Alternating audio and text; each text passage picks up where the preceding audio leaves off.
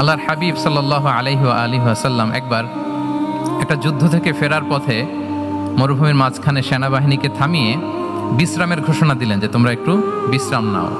তো উনি একটা গাছের নিচে বিশ্রামের জন্য গেলেন এবং সেখানে গাছের ডালে ওনার তলোয়ারটা ঝুলিয়ে রাখলেন, ঝুলিয়ে বিশ্রাম নিতে লাগলেন, ঘুমিয়ে পড়লেন। হঠাৎ এক বেদুইন এসে রাসূল সাল্লাল্লাহু আলাইহি ওয়াসাল্লামের এই কোষবদ্ধ তলোয়ারটা কোষমুক্ত করে এরকম হাতে নিল। রাসূল সাল্লাল্লাহু আলাইহি ওয়াসাল্লাম ঘুম থেকে জেগে উঠলেন। এবার বেদুইন বলতে আরম্ভ করলো, মাইয়ামনাউকা মিন্নি, এই মুহাম্মদ তোমাকে এবার কে বাঁচাবে বলো, এই তো আমার হাতে তলোয়ার, কে বাঁচাবে? সাথে সাথেই আল্লাহর হাবিব সাল্লাল্লাহু আলাইহি ওয়া আলিহি ওয়াসাল্লাম উনি উত্তরে বললেন আল্লাহ। উত্তরে কি বললেন?